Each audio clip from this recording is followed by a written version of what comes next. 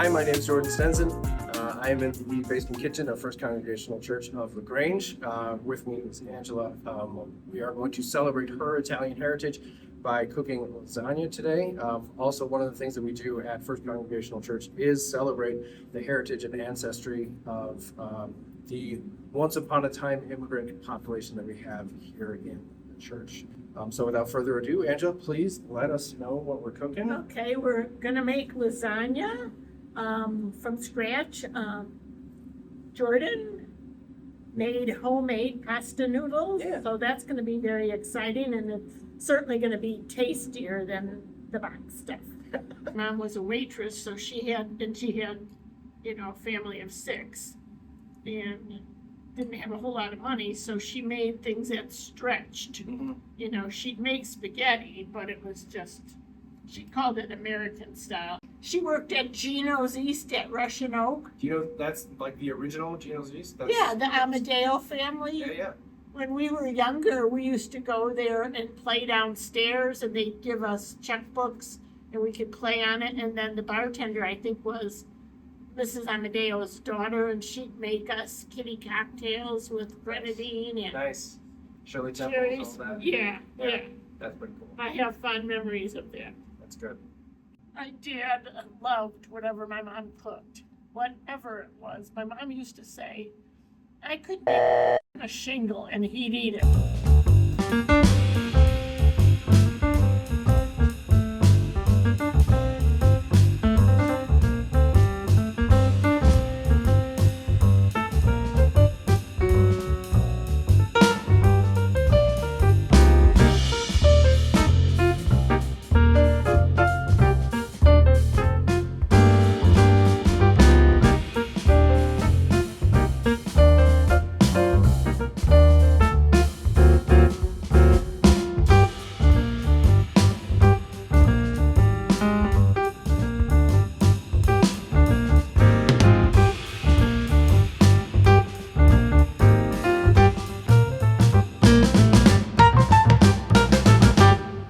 So, Angela, how do you assemble lasagna?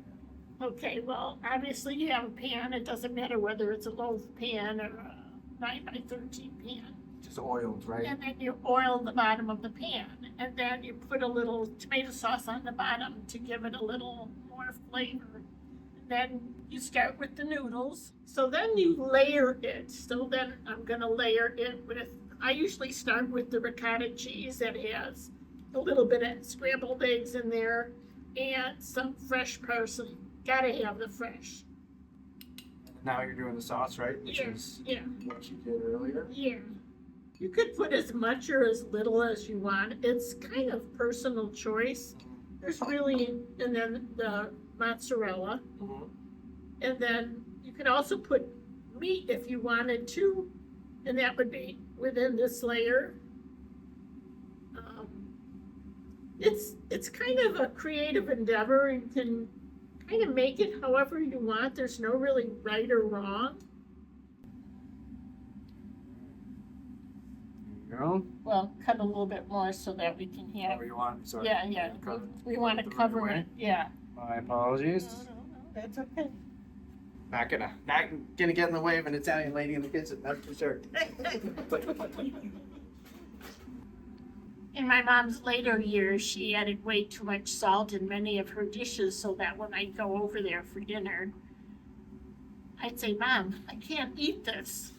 She'd go, what, Angela? I make it all the time. I go, yeah, but it's too salty. Then she'd say,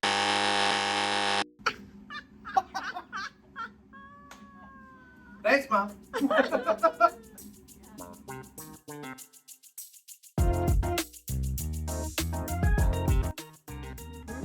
it is good. I love it. All right. So thank you very much for this episode of Heritage Cooking. Thank you, Angela, for Enjoyed it. sharing your recipe with us. Anyone else who wants to sign up and cook one of the dishes from their heritage, whether if they know about it or if you have a recipe like Angela that you'd like to share, by all means, talk to me, talk to Amanda, and yeah, hopefully we'll see you. It was fun. So cool. Right. Yeah. That is so doesn't come off the board. Salud. All right. Salud. You like it? Good. Needs to be a little hotter. Put it on the microwave. But for the most part, it's great. Any beers? I think we'll be okay. I don't need beer. We should have wine.